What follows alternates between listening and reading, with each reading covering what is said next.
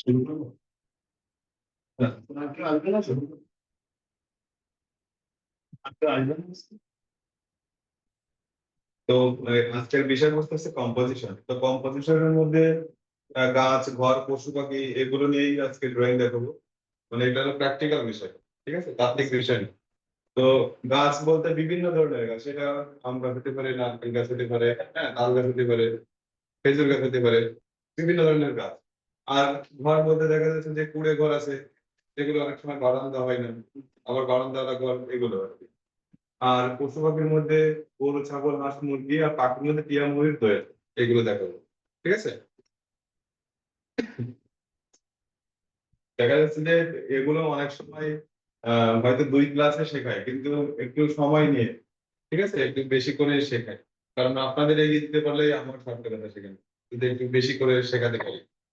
আর আমি চাইছি, হ্যাঁ, আর আমি চাইছি যে এখানে যে বিষয়বস্তুগুলো আছে আমাদের সিলেবাস অধিভুক্ত, সেগুলো দেখা যাচ্ছে আমি চাই যে রিভিশন দিতে, ওভারল্যাপ যাতে করতে পারি। এই কারণে আমি যাতে দ্বিতীয়বার বা তৃতীয়বার টাস্ক দিতে পারি, সেটা আপনাদের জন্য ভালো হবে আর কি। যে কোনো একটা বিষয় একদিন শিখলাম, যতটা শিখতে পারছেন সেটা যদি ওভারল্যাপ হয়, রিভিশন হয়, তাহলে আরো ভালো করবে। তো দেখা যাচ্ছে আহ গাছ আঁকতে গেলে প্রথমে তুমি গাছের কাণ্ড এঁকে নেবে। হ্যাঁ, গাছের কাণ্ড আঁকার জন্য এইভাবে এইচ এর মতো, অনেকটা এইচ এর মতো না দেখতে এটা, কিন্তু একটু দেখেন হালকা বাঁকা আছে, একটু উপর দিকে বাঁকা, নিচের দিকে বাঁকা। তো আরো একটু বাড়িয়ে দিবে এই কাণ্ডটা একটু লম্বাটে করার জন্য, এরকম আমার সঙ্গে সঙ্গে আঁকবেন, ঠিক আছে, নাহলে নাহলে পিছিয়ে পড়বেন। চেষ্টা করেন, আর না পারলে আমি তো আছি, হেল্প করবো। তাহলে ব্যাগটা পেছনে রাখেন। হ্যাঁ, চেষ্টা করেন। হ্যাঁ, আমি বলি বোঝানোর জন্য যতটা সম্ভব আমি চেষ্টা করবো, ঠিক আছে। আগে তো ক্লাস করেনি, আজকে প্রথম মনে হচ্ছে এসেছিলেন। আচ্ছা, তো ব্যাপার হচ্ছে যে গতদিন তাত্ত্বিক বিষয় বলেছিলাম, প্র্যাকটিক্যাল বিষয় বলেনি, এই কারণে আপনার কাছে একটু হয়তো জটিল মনে হতে পারে, কিন্তু একটা ক্লাস করেন প্র্যাকটিক্যাল, দেখবেন যে সহজ মনে হচ্ছে। এরপর, হ্যাঁ, এবার দেখেন নিচের অংশে এদিকে বাঁ দিকে একটু ঘুরে যাবে, এখান থেকে ডান দিকে ঘুরে যাবে।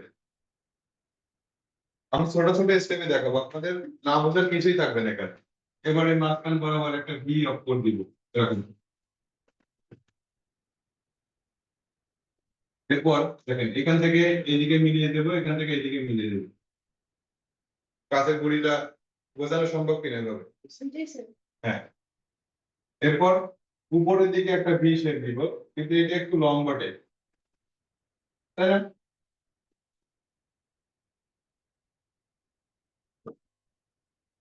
এরপর এখান থেকে এইভাবে এইভাবে এভাবে ঘুরে ঘুরে থাকবে, মানে এটা হলো প্রথম বন্ধনীর মতো, মানে ফার্স্ট ব্র্যাকেটের মতো, তাই না? এটা ফার্স্ট ব্র্যাকেটের মতো না, শুধু একটু এদিক ওদিক মুভ করে আছে, তাই না? এবার এখান থেকে একটু বড় করে দিলাম। এরপর প্রথমে দিয়েছিলাম এই দুইটা, তারপর দুইটা, আরো দুইটা দিয়েছি, এরকম একটু বড় করে। আবার একটু ছোট করে তিনটা দিয়েছিলাম, মাঝখানে একটু বড়, এভাবে।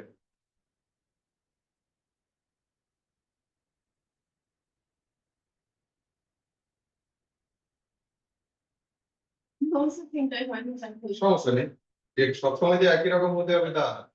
আমি যে এই কথাগুলো বলছি, এই কথাগুলো যদি আবার বলতে চাই, কোনো না কোনো কিছু মিসিং হয়ে যাবে, আবার কোনো কিছু অ্যাডও হতে পারে, তাই না? এটাই স্বাভাবিক। আর গাছের পাতার গুরুত্ব কখনো একদম এক্সাক্ট হয় না, কখনো হয় অসংখ্য হয়, একটু এলোমেলো এলোমেলো হতেই পারে। কিন্তু আপনি যখন একটা মানুষ আঁকবেন, তখন অবশ্যই তিনটে চোখ আঁকবেন না, তাই না? ওখানে মানে গোনার মধ্যে যায় আর কি, কাউন্ট করা যায় আর কি। আর এখানে পাতার গ্রুপটা একটু এলোমেলো হতেই পারে। আমি পাশে এটা দেখেই যদি আঁকি, হুবহু এরকম হবে না কখনো। তো এইভাবে মানে যতটা সহজে শেখা যায় আর কি, ঠিক আছে। এরপর দেখা যাচ্ছে যদি আমি নারকেল গাছ দেখি,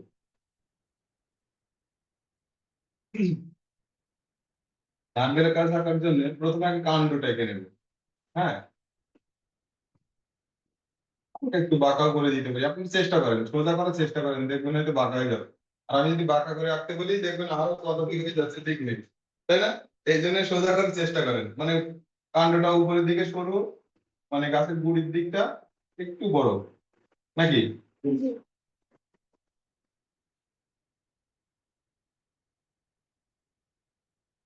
দিলাম। এবার দেখা যাচ্ছে গাছের গুড়িতে হয়তো কিছু ঘাসের মতো থাকলো, এভাবে দেন প্রথমে। তারপর বডিতে এরকম হাত কাটা একসাথে মানে কিছুক্ষণ পর পর যে নারকেল পাতাগুলো খসে পড়ে তখন এরকম একটা খাদ খাদ হালকা তৈরি হয়, হয় না? হ্যাঁ।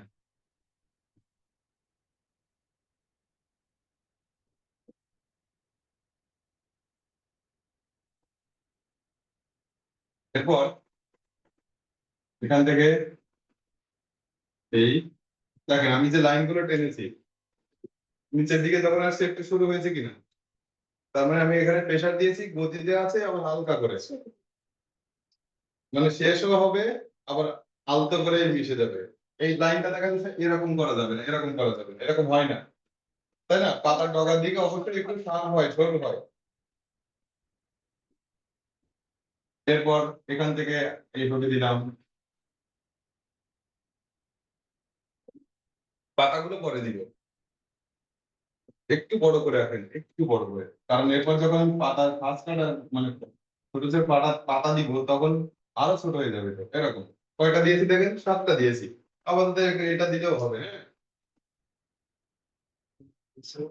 হ্যাঁ, হাত ফ্রি করতে হবে, হাত আটকে যাচ্ছে, আমি দেখছি হাত দেখলেই বোঝা যায় যে হাত আটকে যাচ্ছে হঠাৎ করে এরকম। আটকে যাবে না, ফ্রি করতে হবে। আপনি হলো মানে কি বলবো যে ক্লাস না আসলে ব্রেক করতে চান, ঠিক আছে? ক্লাস করবেন, গাড়ি ফ্রি হয়ে যাবে, গাড়ি কন্ট্রোল করতে সুবিধা হবে। হয়েছে এরকম কিছুটা। হ্যাঁ, যে এরকম কাণ্ড রেখেছি এরকম পাতার অংশ 7টা দিয়েছি, এবার ছোট ছোট যে পাতার অংশগুলো সেগুলো দিবে এরকম। প্রতিটা পাতা দেখেন নিচের দিকটা একটু শার্প হচ্ছে কিনা, হ্যাঁ, এইভাবে।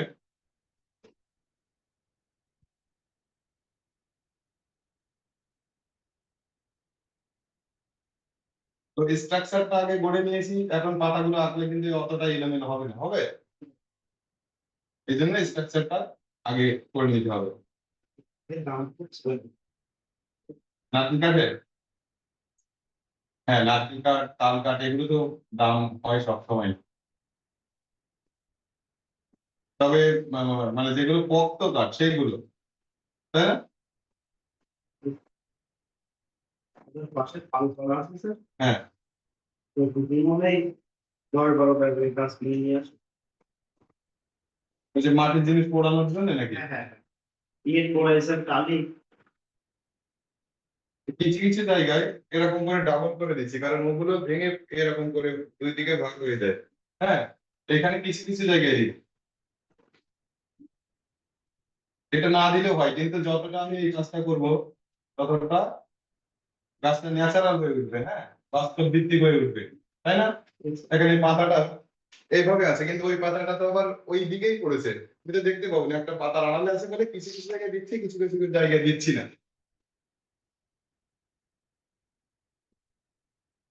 দেখা যাচ্ছে যদি কয়েকটা নারকেল রেখে দিয়ে এরকম করে, হ্যাঁ, মনে হচ্ছে নারকেল গাছ। তো প্রথম দিনে যদি এত সুন্দর আঁকেন তাহলে এইভাবে যদি আঁকতে থাকেন, কন্টিনিউ করতে থাকেন, ভালো হবে কিনা?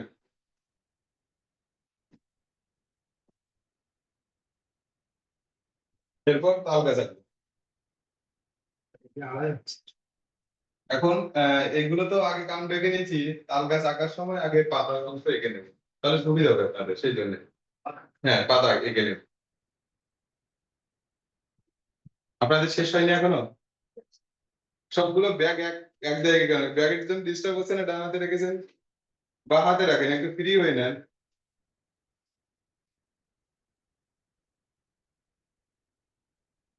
ব্যাগের জন্য জীবন থাকতে বলতে গরমে কেন আগে 3 দিন 4 দিকে রাখা হয়েছে।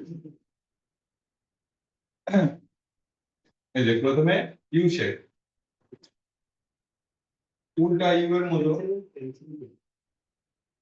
এটা উল্টা ইউ তো নাকি? হ্যাঁ, জি স্যার, উল্টা ইউ। এবার উপরের অংশে ভি শেপ দিয়ে নিতে, ভি এর মতো, কিন্তু ভি নয় পুরোপুরি, এরকম হয়তো নাকি ভিটা? হ্যাঁ, ইউ শেপ দেবেন নিচেরটা, উপরটা ভি শেপ দিয়ে নেবেন।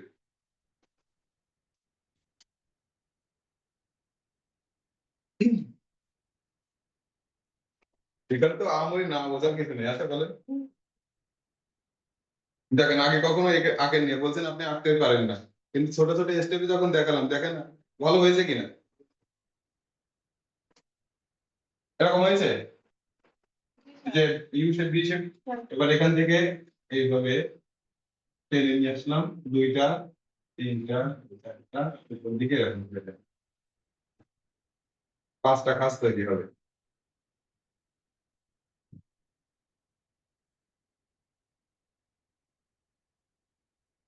এরপর নিচের অংশে এবার আরেকটু এইভাবে টেনে নিয়ে আসবো, আনার পর এখান থেকে এইভাবে ক্রস করা যাবে, এখানে চারটা হয়েছে।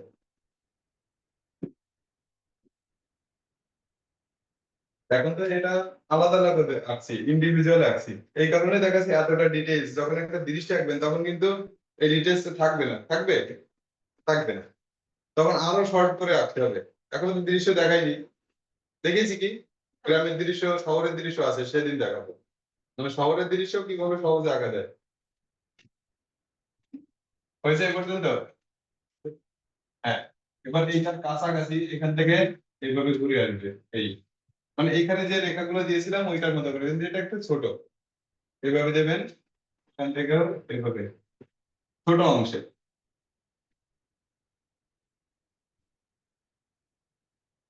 হুম।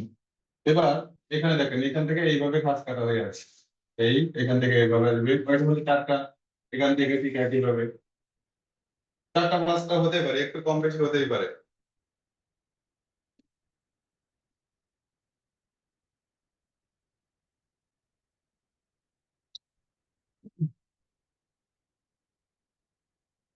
হয়েছে?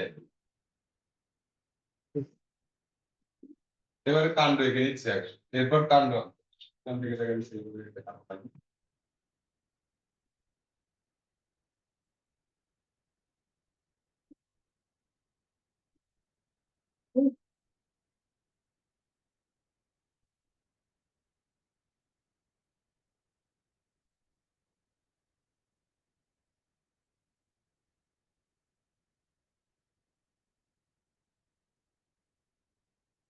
এরপর আহ নিচের দিকে কিছু শুকনা পাতা থাকে এবং নিচের দিকে একটু ঝুলে থাকে, সেগুলো জাস্ট এইভাবে দিয়ে দিন।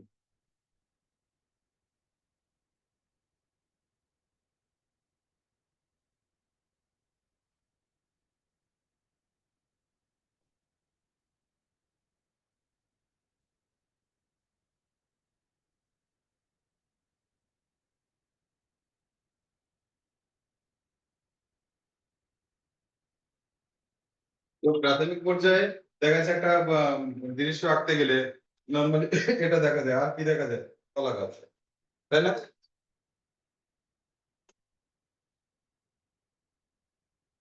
তো এখানেও আগে কাণ্ড এঁকে নেব, এইখানে যেমন করে এঁকেছিলাম ঠিক এইভাবে, কিন্তু আর একটু কাছাকাছি দিব লাইনটা, ঠিক আছে? হয়েছে? আপনার হয়েছে? ঠিক আছে।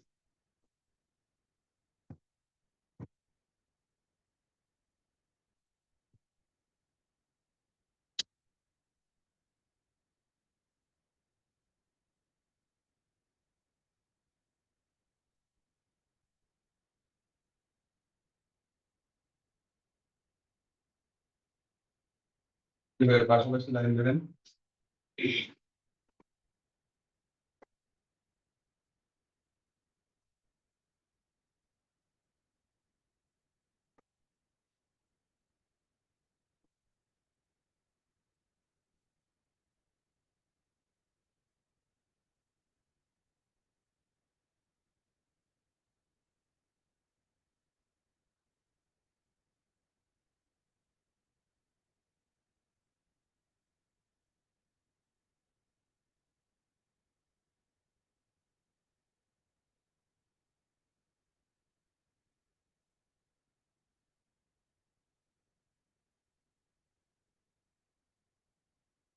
তিন ভাগে ভাগ করেছি, এখান থেকে এইভাবে একটা অংশ গেছে, এইভাবে গেছে, তারপর এখান থেকে এইভাবে ঘুরে গেছে।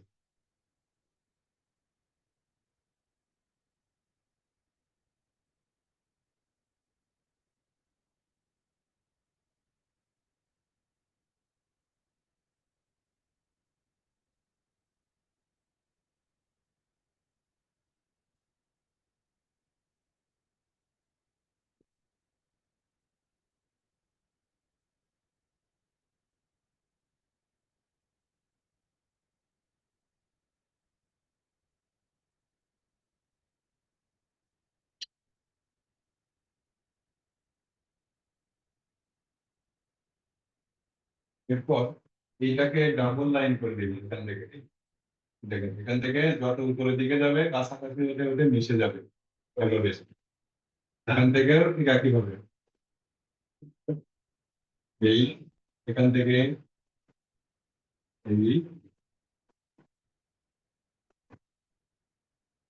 ধীরে ধীরে আসছে না কলা গাছের ক্যারেক্টারে। এরপর পাতা আঁকবো।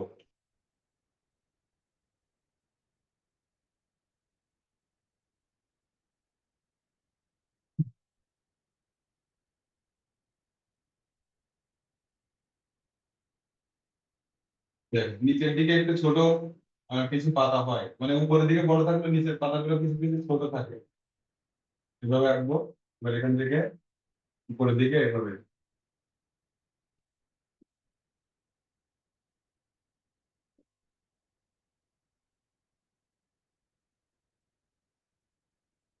উপর দিকে যে কচি পাতাটা সেটা তো এরকম থাকে, মানে যদি পুরোটা না তুলে থাকে মুড়ে থাকে আর কি।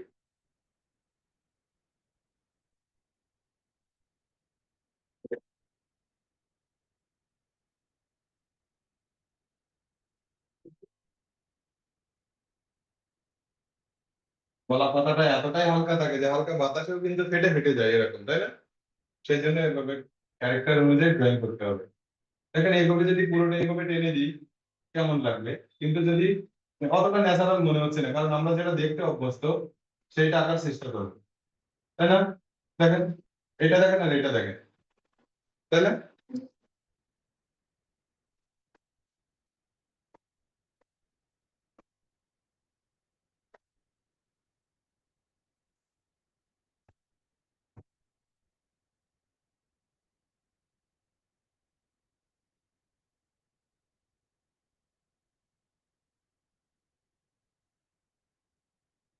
এরপর এইখানে যদি গ্যাপ থাকে আপনাদের এই চার পাঁচটা পাতা আঁকার পর এইদিকে এইটা দিলাম, তাহলে ছয়টা দেওয়ার পর এইখানে যদি জায়গা থাকে সেক্ষেত্রে ছোট করে একটু আঁকবো।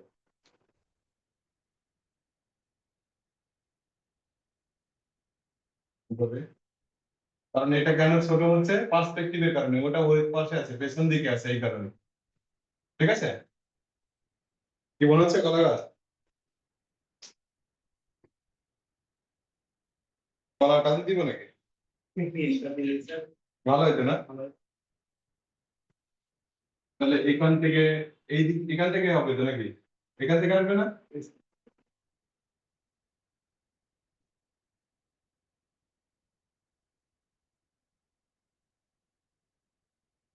সহজ করে আসবে, মানে বেশি কঠিন আসবে না এইভাবে।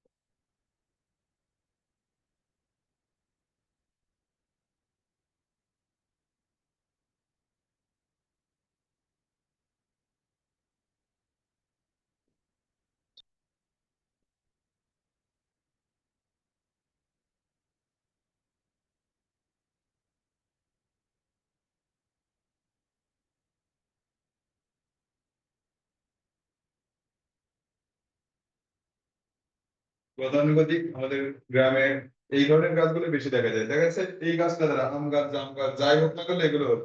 নারকেল গাছ, তাল গাছ, কলা গাছ, তাই না?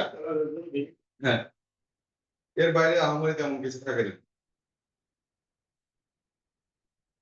এরপর ঘর দেখাবো দুই ধরনের, একটা কুড়ে ঘর আর একটা হলো বারান্দা ঘর।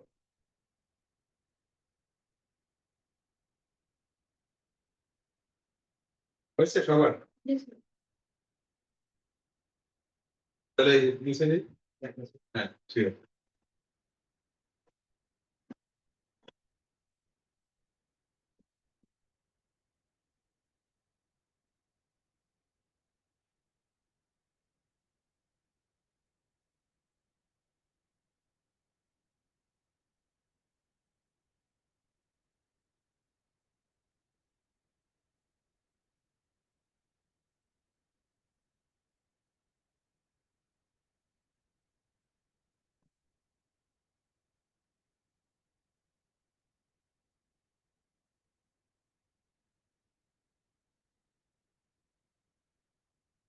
শিখেছি কি, শিখেছিলাম, কিন্তু অনেক মানে শর্ট, তার থেকে একটু ইয়ে করবো। আমি গড় শিখেছিলাম, হ্যাঁ, যে এইভাবে দেখেছিলাম একটা ত্রিভুজ।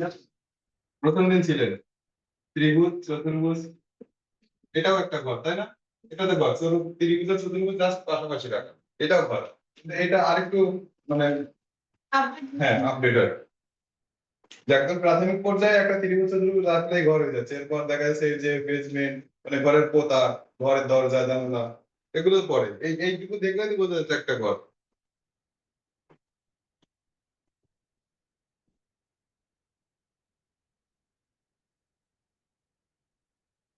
এইটা একটু বড় করে দেখায়, কিন্তু তাহলে তিন প্রকার হয়ে যাবে। যখন দেখা যাচ্ছে সময় কম থাকবে, শর্ট টাইম, তখন আপনি কি কতটুকু আঁকবেন?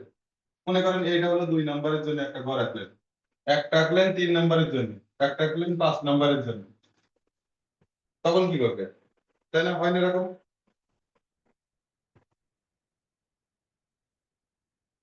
তাহলে ত্রিভুজ এবং নিচে চতুর্ভুজ,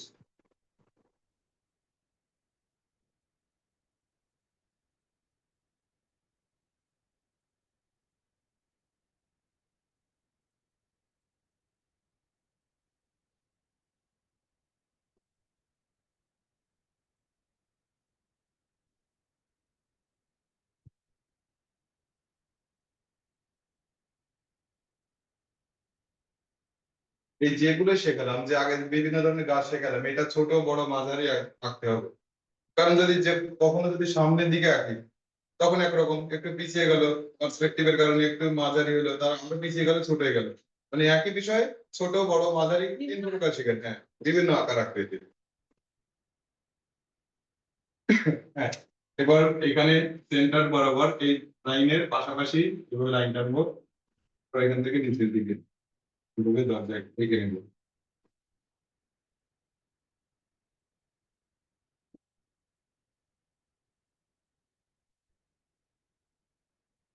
এরপর এই বরাবরই, এই বরাবর, নিচে নয়, এই বরাবর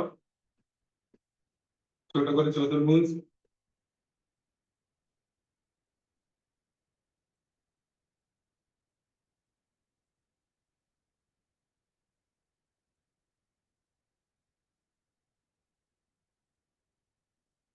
এরপর দরজার 2টা পাল্লা দিয়ে দিল, তারপর এই যে হাতল, এরকম।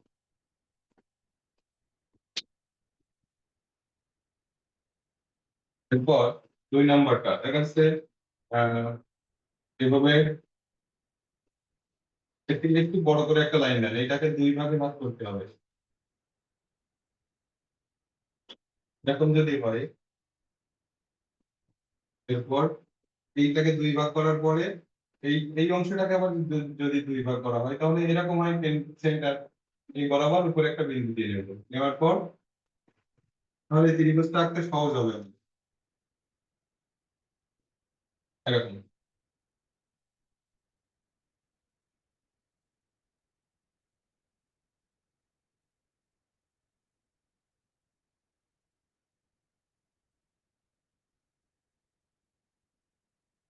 হ্যাঁ।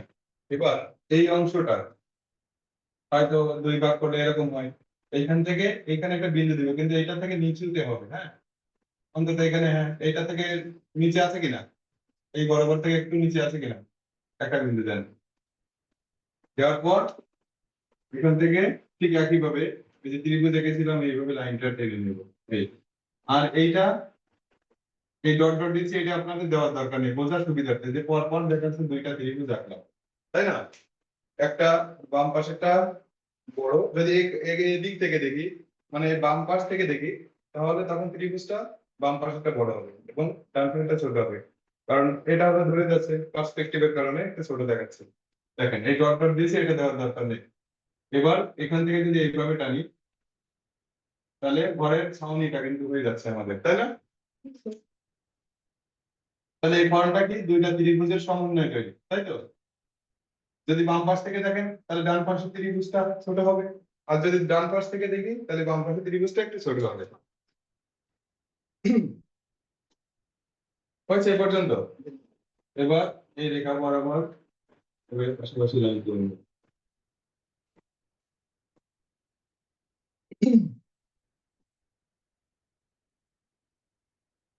আর ড্রয়িং এর জন্য পেন্সিল নিয়ে আসবেন, পেন দিয়ে ড্রয়িং করবেন না।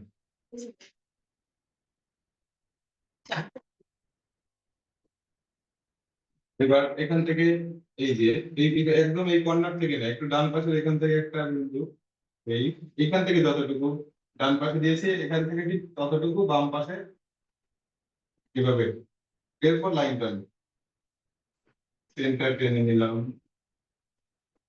পাশেরটাও একটু ছোট হবে। হ্যাঁ, এই যে সেন্টারের যে লাইনটা থেকে ডান সাইড বা বাঁ সাইডের লাইনটা একটু শর্ট হবে।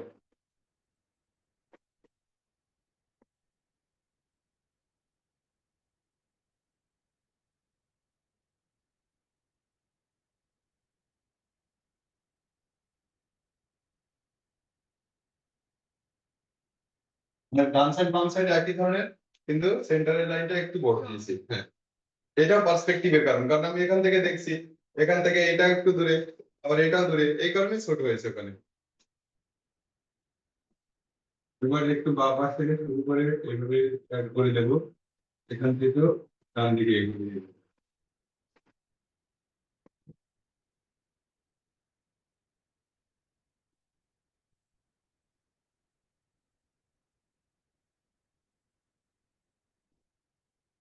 এই লাইনটা যখন টানবো, এই তিনটা লাইন টানছি, সেন্টারেরটা অবশ্যই একটু বড় করবো। তারপর এইভাবে অ্যাড করেছি। ঘরের ছাউনি যদি ছোট বড় হয়, তাহলে এই যে ঘরের বেসমেন্ট বা পোতা বা এটাও তো ছোট বড় হবে নাকি, কাছে দূরে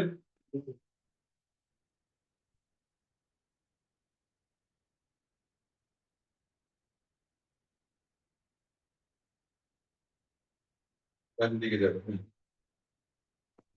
এরপর এই একই ভাবে এখানে দরজা দিব, এখানে জানালা লিখে দিব।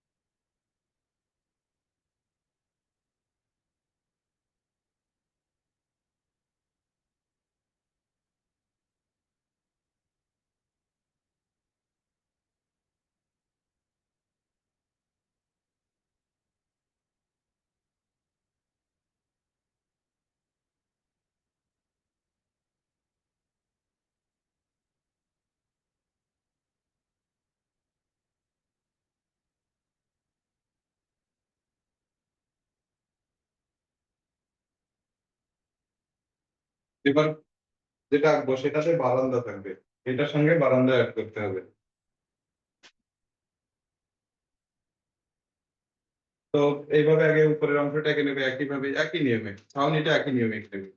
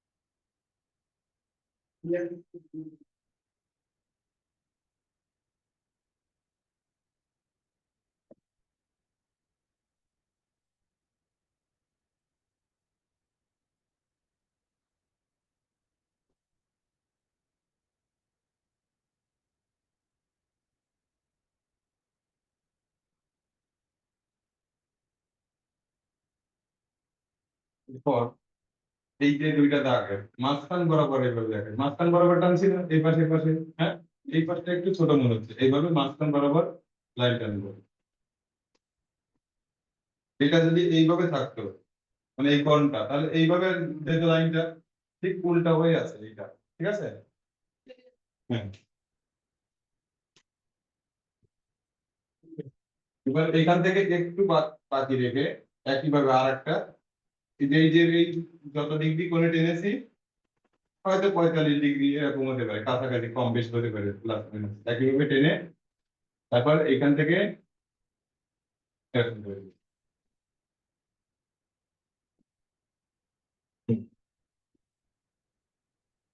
এবার দেখেন এইখানে এই যে লাইনটা এইটা হয়েছে কিন্তু এইটা এখনো পাইনি, তাই না? এই যে লাইনটা সেটা কোথায় আছে? এখানে আছে না? তাহলে এখানে এই বরাবর মানে ছাউনির জন্য দেখা যাবে না, তার মানে নিচের অংশটুকু আমি দেখতে পাবো, তাই না? হ্যাঁ, এই যে ডট ডট দিয়ে ওই বরাবরই আছে কিন্তু মানে ছাউনির জন্য দেখা যাচ্ছে না। এইটা সমান হবে এটা, দেখ। এবার এইটা টেনে নিব এখান থেকে এই,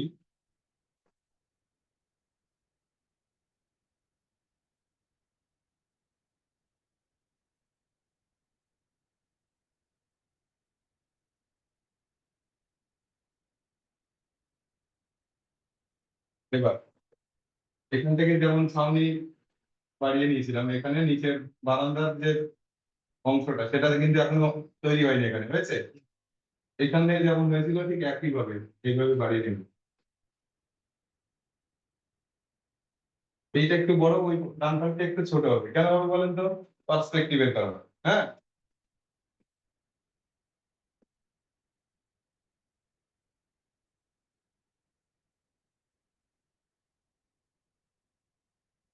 বারান্দা থেকে ছাউনি থেকে বারান্দাটা অবশ্যই ছোট হবে, হবে কিনা? হ্যাঁ, এটা আপনারটা একটু বড় হয়েছে, একটু ছোট হবে। আমরা যেটা দেখি সেটাই একটু আঁকার চেষ্টা করবো, নাকি? এবার এই যে এই লাইনগুলো মানে এইটা সব থেকে বড়। হ্যাঁ, লাইন টানছে এই যে এই কর্নার থেকে, এটা সব থেকে বড়, এটা মাঝারি, এটা ছোট। কেন বলেন তো? কি কারণে? না, এটা সব থেকে সামনের থেকে দেখছি, এটা আরেকটু পিছনে গেছে, এটা আরো পিছনে গেছে, এই কারণে এটা বড় মাঝারি ছোট এইভাবে লাইন টানার পর এটাও একটু ছোট করে টেনে নিই। তাহলে এখান থেকে এইভাবে add করলাম, ওদিকে একটু ছোট হয়ে গেল, এখান থেকে ছোট হয়ে এখানে আসলো, এখান থেকে আরো ছোট হয়ে এদিকে চলে গেল। এটা হলো পার্সপেক্টিভের কারণে।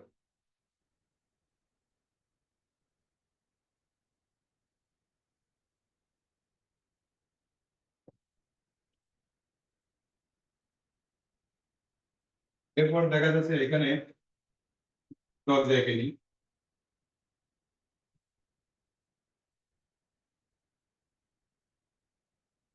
এরপর এখানে জানালা, ওপাশে দেখা যাচ্ছে না সামনের জন্য,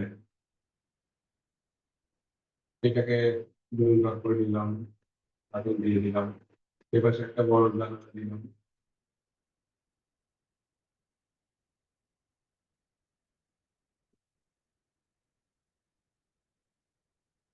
একটু ডিটেলস আসতে হবে কারণ মান কিন্তু আলাদা, তাই না?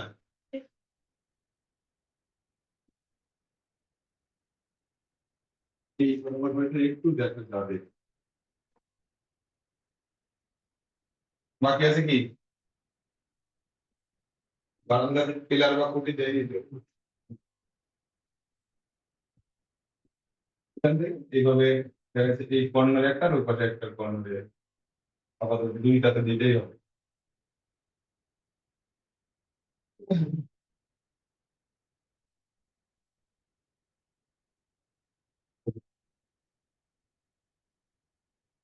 তুমি এত কথা না বললেও তো এঁকে দিতে পারতাম জাস্ট, কিন্তু বলাতে কি সুবিধা হলো কিনা?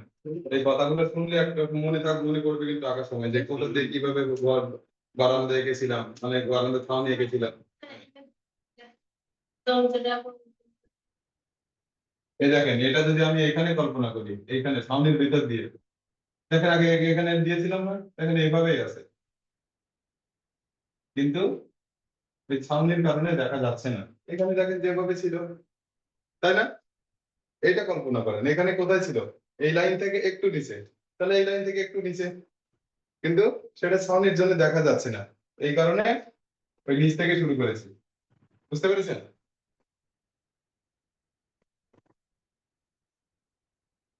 এটা হলো মানে এটা হলো কল্পনার জগৎ।